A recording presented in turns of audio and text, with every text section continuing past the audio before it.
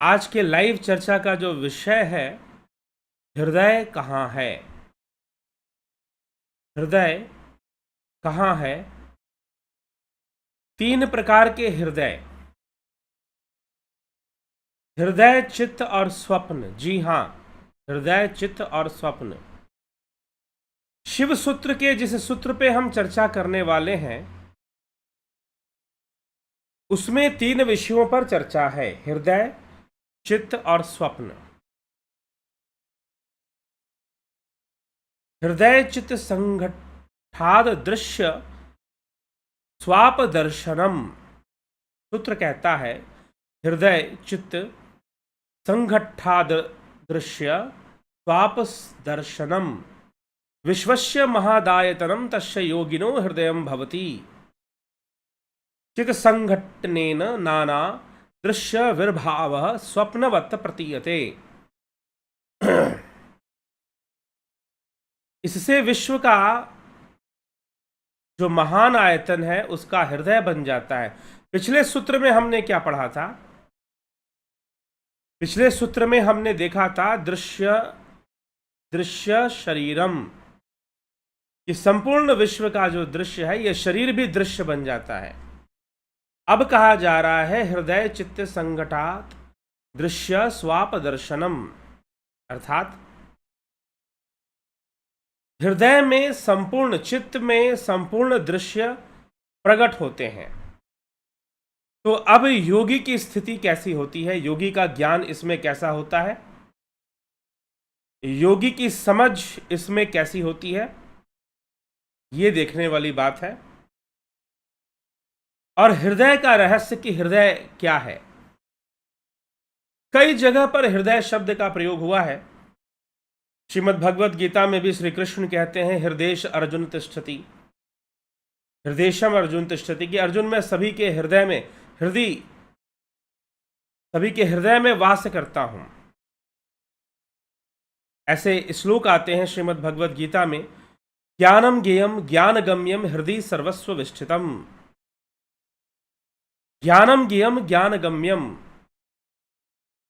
जो ज्ञान के द्वारा जाना जाए, जो ज्ञान गम्य है, इंद्रिय गम्य नहीं है। हृदय सर्वस्व विष्ठितम, सबके हृदय में वास करने वाला है। तो यहां पर किस हृदय की चर्चा हो रही है? एक है हृदय और एक है हृदय गुहा, और एक है हृदय ग्रंथि, और एक है हृदय चक्र, हृदय कमल। तो यहां पर जिस हृदय की बात की जा रही है वो फिजिकल हार्ट की बात नहीं की जा रही है, पहले तो आप ये समझ लीजिए। अब फिजिकल हार्ट को अलग कर देने के बाद 3 प्रकार के हृदय हैं। शास्त्र कहते हैं कि फिजिकल हार्ट, जो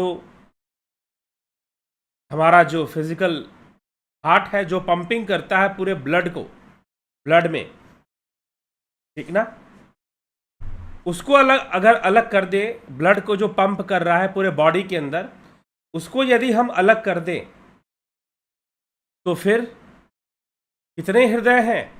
तो भी 3 प्रकार के हृदय हैं। कौन कौन सा हृदय? एक हृदय हृदय कमल को कहा जाता है, हृदय चक्र, अनाहत चक्र, उसको भी हृदय कमल कहते हैं। दूसरा हृदय सुषुम्ना नाड़ी, यहां पर हृदय ग्रंथि होती है। सुषुम्ना नाड़ी का उन्मिलन होना, दिव्य चक्षु का उन्मिलन होना, चक्षुर्मिलितम येन तस्मै श्री गुरुवे नमः। तो सुषुम्ना नाड़ी में जो प्राण शक्ति का प्रवाह है, सुषुम्ना के अंदर प्राण शक्ति का प्रवाहित होना, सुषुम्ना में स्पंदन होना, उसको भी हृदय कहा गया है, हृदय ग्रंथि कहा गया है। वैसे यहां पर हमारा एक ग्रंथि होती है, ग्लैंड होता है, पीनियल ग्लैंड। आपने नाम सुना होगा पीनियल ग्लैंड। तो पीनियल ग्लैंड से बहुत ही पावरफुल हार्मोन सीक्रेट होते हैं, जो हमें एक तो प्रसन्नता देते हैं, शांति का अनुभव कराते हैं, और हमें अच्छी नींद भी देते हैं।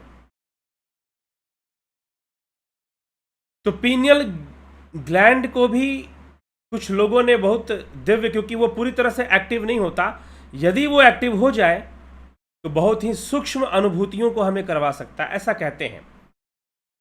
ध्यान करने से, ध्यान का अभ्यास करने से, ध्यान योग करने से, अच्छे से यदि ध्यान योग किया जाए तो निश्चय ही आप बहुत ही सूक्ष्म अनुभूतियों को प्राप्त कर सकते हैं, अपने जीवन रहस्य को और बेहतर तरीके से समझ सकते हैं, जीवन मर्म को और अच्छे से समझ सकते हैं आप। ठीक है? कब? जब आप अच्छे से ध्यान करेंगे तो ये संभव है। तो पीनियल ग्लैंड से नींद को उत्पन्न करने वाला जो नशा है, मेलाटोनिन, ऐसे हार्मोन्स, कई सेरोटिन और कई तरह के हार्मोन्स के नाम आते हैं, पूरी तरह से मुझे स्मरण नहीं अभी, वो सीक्रेट होते हैं, ऐसा माना जाता है। लेकिन अब कई लोग कह देते हैं कि मैं पीनियल ग्लैंड ही दिव्य नेत्र है। ऐसा मैंने कुछ आर्टिकल्स पढ़े, कुछ गुरुओं के, धर्म गुरुओं के, वर्तमान में जो धर्म गुरु हैं उनमें से कुछ लोगों के मैंने आर्टिकल्स पढ़े जिनमें पीनियल ग्लैंड की उन्होंने बहुत चर्चा की है। लेकिन सत्य पूछिए तो पीनियल ग्लैंड कभी भी दिव्य नेत्र नहीं हो सकता, क्योंकि दिव्य नेत्र सूक्ष्म शरीर से है। दिव्य नेत्र सूक्ष्म है, फिजिकल नहीं है वो। और जब वो फिजिकल नहीं है तो आप उसे पीनियल ग्लैंड कैसे कह सकते हैं? हाँ, ये है कि ध्यान करने से आपका जो पीनियल ग्लैंड है वो एक्टिव हो जाएगा, ज्यादा एक्टिव होगा। ये बात बिल्कुल सही है। लेकिन वही दिव्य नेत्र है, ऐसा नहीं कहा जा सकता, क्योंकि दिव्य नेत्र एक दिव्य विषय है, सूक्ष्म विषय है, परा विषय है, इंद्रियातीत विषय है, इसीलिए हम उसे दिव्य नेत्र नहीं कह सकते हैं। तो सुषुम्ना नाड़ी को भी हृदय कहा गया है। सुषुम्ना का भेदन होना दशम द्वार भी कहा गया है। इसका भेदन होना हृदय ग्रंथि का भेदन है, तो सुषुम्ना नाड़ी को भी हृदय कहा गया है। चलिए, एक है हृदय कमल, अनाहत चक्र, एक है सुषुम्ना नाड़ी को भी हृदय कहा गया है। और तीसरा हृदय कौन सा है? 3 प्रकार के हृदय। तीसरा हृदय है आपका चित्त। क्यों जी? चित्त क्यों? चित्त इसलिए है क्योंकि चित्त जो है हमारे कर्म और हमारे विचारों का नियंता है, नियंत्रण करता। जैसे कि हार्ट क्या करता है? ब्लड के फ्लो को कंट्रोल करता है, जो फिजिकल हार्ट है हमारा। सर्कुलेटरी सिस्टम में जिसका हम अध्ययन करते हैं, जिसको हम स्टडी करते हैं, तो हार्ट हमारे ब्लड सर्कुलेशन को कंट्रोल करता है। वैसे ही चित्त क्या करता है? आपके थॉट प्रोसेस को कंट्रोल करता है, आपके कर्मों को कंट्रोल करता है, और आपने जितने भी कर्म किए हैं उनका डाटा भी स्टोर रखता है। वो चित्त ही है जो कर्मों का फल भी पैदा करता है, वह चित्त ही है। तो चित्त में सब कुछ हो रहा है। ये संपूर्ण विश्व कहाँ दिखाई दे रहा है? तो चित्त में ही दिखाई दे रहा है। ये संपूर्ण विश्व का कहाँ दृष्टिगोचर हो रहा है, कहाँ प्रतिबिंबित हो रहा है? आप इंद्रियों से जो कुछ भी देख रहे हैं उसका इमेज फॉर्मेशन कहाँ हो रहा है, वो कहाँ जाकर प्रतिबिंबित हो रहा है? तो वह चित्त में ही प्रतिबिंबित हो रहा है। और चित्त में ही बहुत सारे अनेकों जन्मों के हमारे जो कर्म संस्कार वहां पर स्टोर्ड है, हमारे संचित कर्म प्रारब्ध सब वहीं पर है, वहीं से निकलता है और हमारे सामने भी आ जाता है। तो चित्त सबसे बड़ा केंद्र है आपके कर्मों का, आपके संस्कारों का, आपके विचारों के प्रवाह का बहुत बड़ा केंद्र है, सेंटर ऑफ थॉट प्रोसेस। चित्त is centre of thought process, इसलिए यह चित्त भी हृदय का कार्य करता है। चित्त को भी हृदय कहा जा सकता है, चित्त को भी यहां हृदय कहा जा रहा है। तो हृदय, इसीलिए यह जो सूत्र है आप इसे ध्यान से अगर देखेंगे शिव सूत्र के इस 15वें सूत्र में हृदय चित्त संघटाद दृश्य स्वाप दर्शनम, इस प्रकार से कहा जा रहा है। तो चित्त में ये 3 प्रकार से ये हृदय होते हैं। ठीक, एक है सुषुम्ना नाड़ी, हृदय कमल पे हमें एकाग्रता करना चाहिए, सुषुम्ना पे भी हमें एकाग्रता करना चाहिए, संयम करना चाहिए।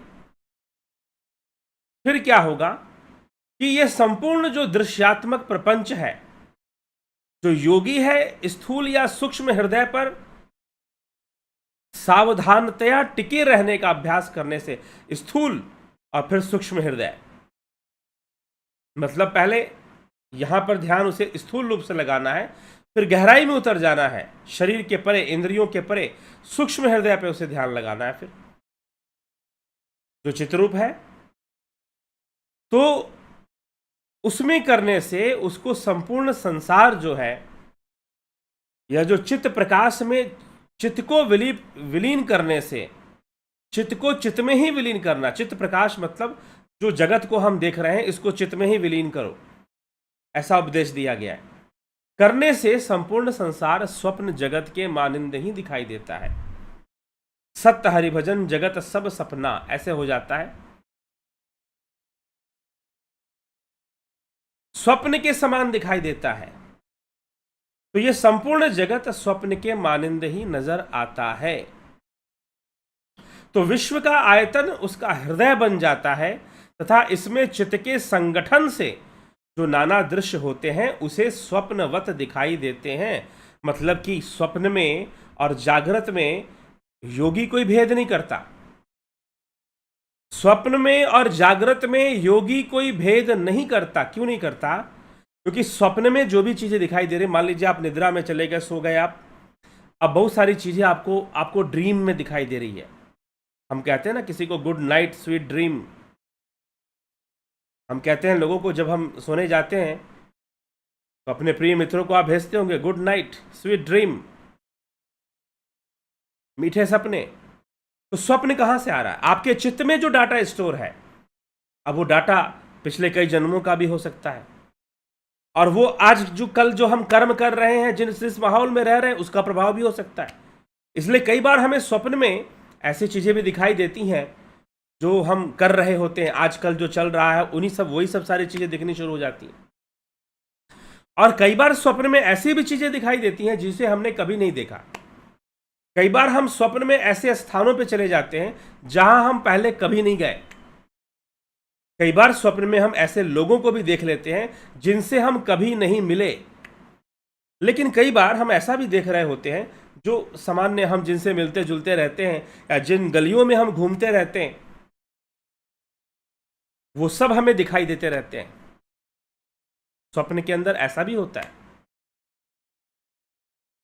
तो चित्त में तो सब कुछ दिखने के पीछे, सब कुछ, सारे प्रतिबिंब या सारा दृश्य, संपूर्ण जो दृश्य जगत है वो कहां प्रतिबिंबित होता है? तो चित्त में प्रतिबिंबित होता है।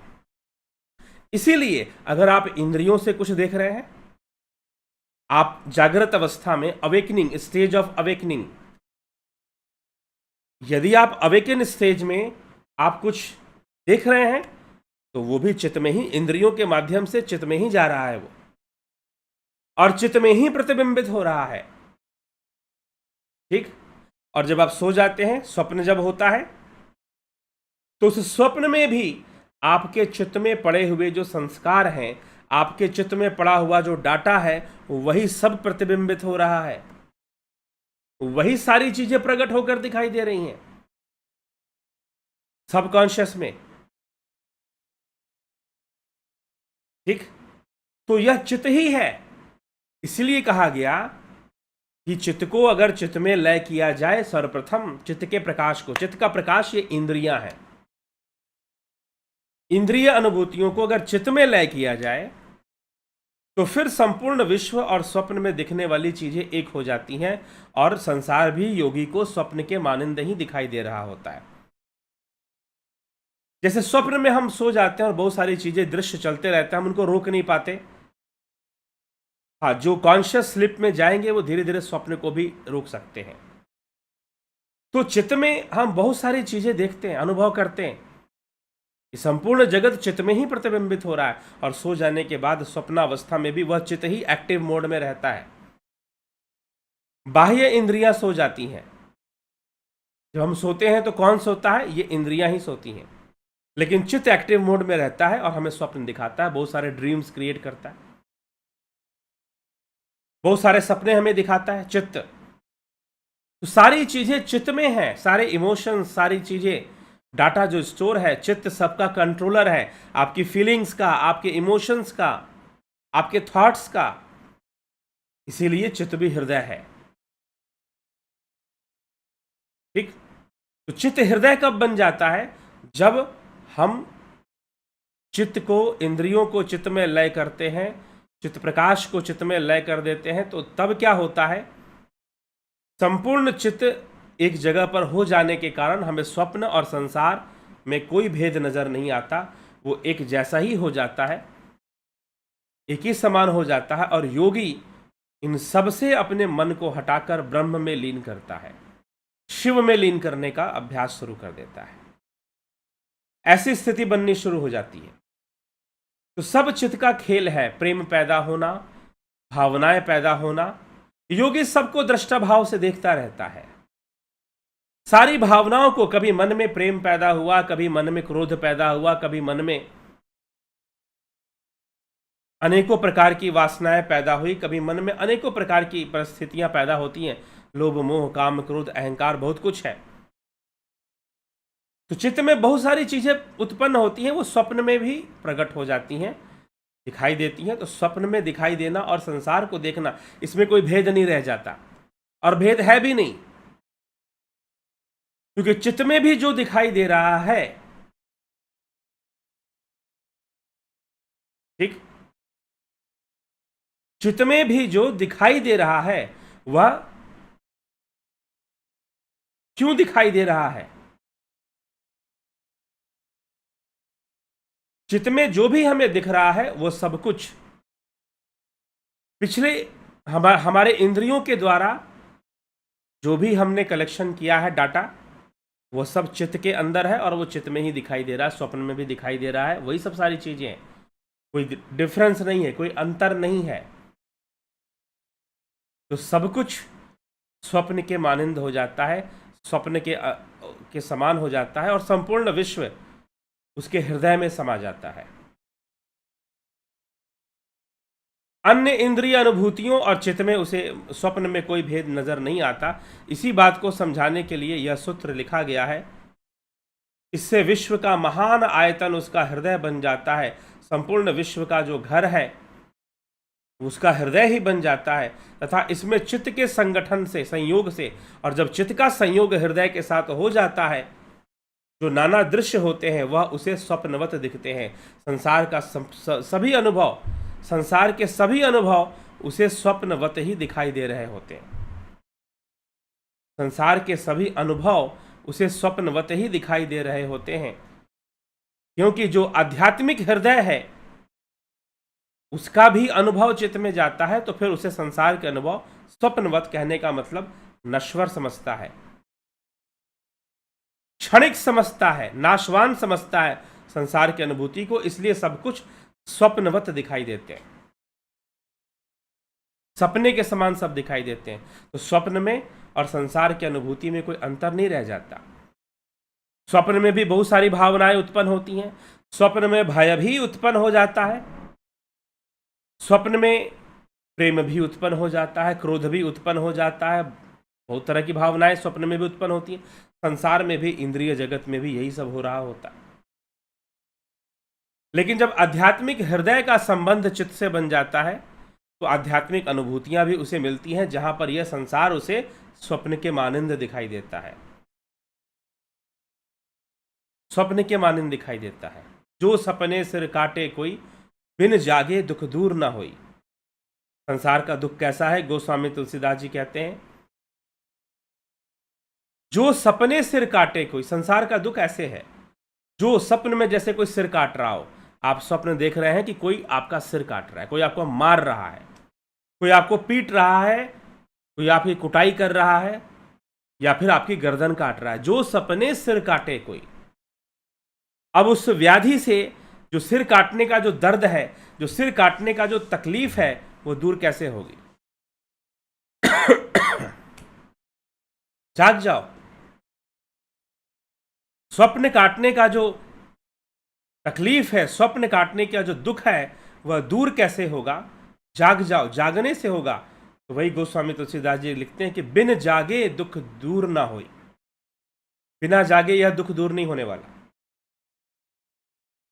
बिन जागे दुख दूर ना हुई। तो हमें जागना पड़ेगा। जागृत अवस्था में ही यह संभव है कि संसार रूपी स्वप्न और चित्त के अंदर पड़े हुए बहुत सारे जो विकार हैं, जो डाटा है, संस्कार है, वो भी स्वप्न में आके प्रकट हो जाते हैं। तो सब स्वप्न के बराबर हो जाता है, सब स्वप्न के मानिंद हो जाता है। ऐसी स्थिति बन जाती है और स्वप्न समझते हुए योगी इस संसार में रहता है। नदी बहती रहती है ना, कभी गांव आते हैं, कभी शहर आते हैं। अब गंगा नदी, माँ गंगा, तो गंगा मैया जो है वो गंगोत्री से बहती हैं और वहां से बहते हुए वो बंगाल की खाड़ी में उधर जाके मिल जाती हैं। बीच में कई गांव आते हैं, कई शहर आते हैं, कई बड़े बड़े शहर आते हैं, लेकिन नदी किसी के साथ जुड़ती नहीं है। कभी वो झरना बनकर गिरती है, कभी बड़े बड़े चट्टानों को बहाती हुई ले जाती है, कभी उसमें कई नदियां आके मिल जाती हैं। वो अपना बहती रहती है, किसी के साथ संबंध नहीं बनाती। ठीक इस तरह से बहते बहते वो अलग अलग शहरों से गुजरते गुजरते हरिद्वार, कानपुर, प्रयागराज, वाराणसी, पटना, भागलपुर, कोलकाता की ओर वो निकल जाती है, लेकिन किसी के साथ वो जुड़ती नहीं है। तभी वो संसार को देख पाती है, भोग कर पाती है। इसलिए योगी को भोक्ता विरेशः कहा गया कि वीर भोक्ता होता है योगी। वीर भोक्ता मतलब सही मायनों में भोक्ता वही है, भोगने वाला वही होता है, क्योंकि वो किसी के साथ जुड़ता नहीं है, बस चलते जाता है, चलते जाता है, आगे बढ़ते जाता है। संपूर्ण दृश्य जगत यह विश्व उसके लिए स्वप्न के मानंद होते, कुछ भी टिकता नहीं है। तो संपूर्ण विश्व को स्वप्न के मानिंद समझकर ही वो जीवन जीता, किसी वस्तु में आसक्ति नहीं रखता है। यहां तक कि अपने अनुभूतियों में भी वो आसक्ति नहीं रखता कि मुझे कोई दिव्य अनुभूति होगी, क्योंकि हम दिव्य बनना, कई बार हम इस बात में भी बहुत आसक्ति रख लेते हैं कि हम दिव्य हैं, या हम दिव्य बनना चाहते हैं, या दिव्य दिखना चाहते हैं, या चाहते हैं कि लोग हमें दिव्य माने।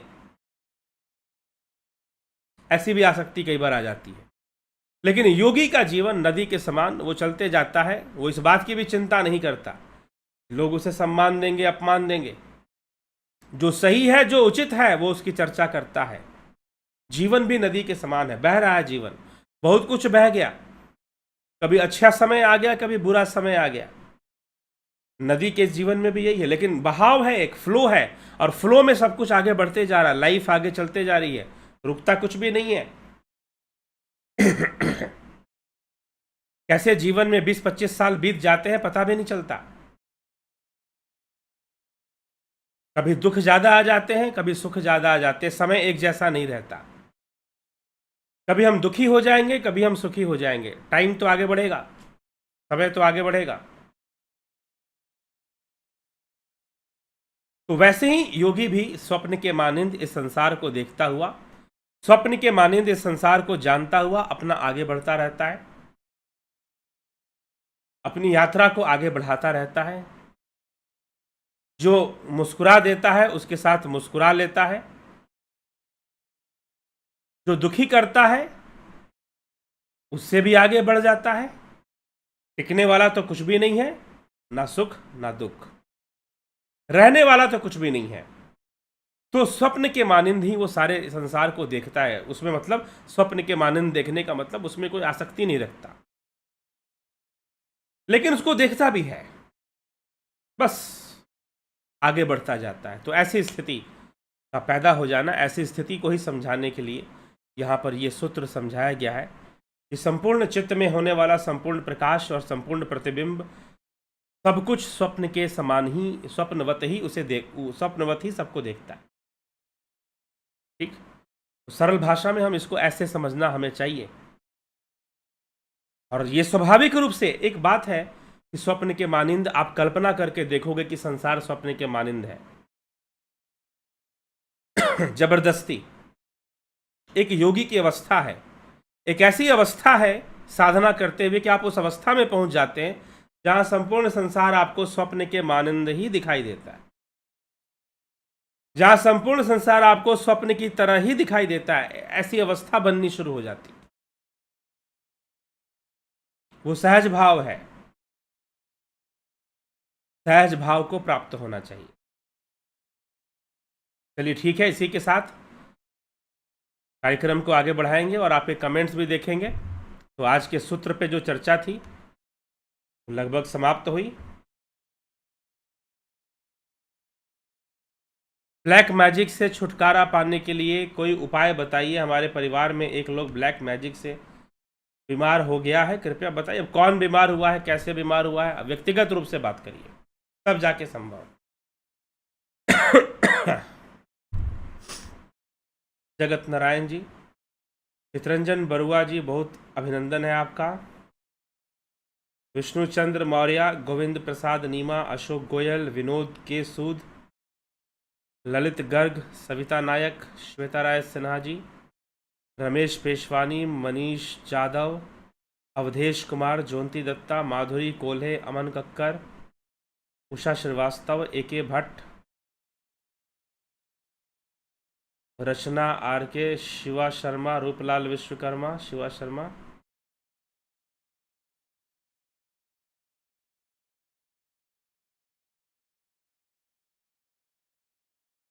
मैं 3 साल से आपका प्रवचन देखता हूँ, बहुत मिलता जुलता है। चलो ठीक है। पीकू कुचाड़िया जी, राम विलास जी, राम प्रकाश जी, उत्कर्ष तिवारी, सतीश मास्टर जी, राजू पाल, संजय कंबाड, पंकज सोनी, गंभीर शाह, भगवती यादव जी, बहुत अभिनंदन। अपूर्व विश्वकर्मा, राकेश मराठे, विमला शाह, योगटेक एसपी सैनी जी, काशीनाथ जी, सनातन धर्म की जय हो, बिल्कुल जय हो, गौतम दास जी, सभी को बहुत बहुत अभिनंदन है। और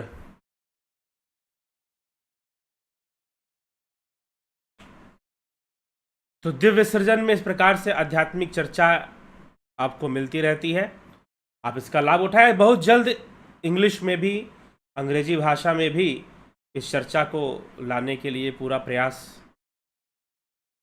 है, चल रहा है। और वो एक चैनल पर आपको इंग्लिश में भी कंटेंट मिलने शुरू हो जाएंगे। श्रीमद् भगवद गीता पर चर्चा, फिर आपको योग सूत्र पे चर्चा, ऐसे इंग्लिश भाषा में भी आपको मिलने शुरू हो जाए। ठीक है, तो जरूर आप लाभ उठाया करें इन सभी का। और लाभ उठाकर जो लोग कई बार जो हिंदी नहीं समझ पाते, उनको भी इंग्लिश में आप उसको आप फॉरवर्ड कर सकते हैं। जो इंग्लिश में लेक्चर्स आपको मिलेंगे, व्याख्यान आपको मिलेंगे, तो भविष्य में ज़रूर ऐसा होगा। तो इसलिए आप लोग को बताया जा रहा है। और ध्यान योग का कोर्स अब 14 जून से शुरू होगा। तो आप 14 जून से ध्यान योग का कोर्स अगर आप ज्वाइन करना चाहते हैं, नेचुरोपैथी, प्राकृतिक चिकित्सा का भी कोर्स शुरू होगा। कई सारे कोर्स अभी इंट्रोड्यूस भी होने हैं। तो समय है, समय लगता है वीडियोस को तैयार करने में, कोर्स को तैयार करने में, लेकिन जरूर इसका प्रयास होगा। ठीक है, तो चलिए आगे हम चलते हैं, बढ़ते हैं। और अगर आप ज्वाइन करना चाहते हैं तो आप क्यूरी कर सकते हैं, पूछ सकते हैं कि हमें अगर ध्यान योग का कोर्स ज्वाइन करना है तो कैसे ज्वाइन होगा। अभी तो ये 14 जून से ही शुरू हो पाएगा, तो अभी समय है ज्वाइन करने में काफ़ी। आपको इसकी डिटेल्स मिल जाएंगी कि कैसे ज्वाइन करना है। तो इसी के साथ अभी विराम देंगे, कल फिर मिलते हैं आपसे लाइव चर्चा में। बहुत बहुत आभार आप सभी का। जुड़े रहे, बने रहे। सनातन धर्म को समझने में स्वयं समझें, और बहुत बड़ा अंतर है, क्योंकि फिलॉसफी जो है जो दर्शन है सनातन धर्म का, वैदिक धर्म का, वैदिक फिलॉसफी जो है, वो हमें क्या समझाना चाहता है वो हमें समझना चाहिए और अपने जीवन के रहस्य को समझना चाहिए। जीवन को हम बेहतर ढंग से जी सकें, जीवन को हम बेहतर ढंग से जी सकें, यही महत्वपूर्ण है। सारी जानकारियों का यही महत्वपूर्ण है कि बेहतर ढंग से हम जीवन जी सके। ध्यान योग करने का भी यही उद्देश्य है कि आप बेहतर ढंग से जीवन जी सकें। ठीक है, तो चलिए इसी के साथ हम विराम देते हैं आज के कार्यक्रम को। कल फिर 9 बजे लाइव चर्चा में मिलते हैं। बहुत बहुत आभार आप सभी का।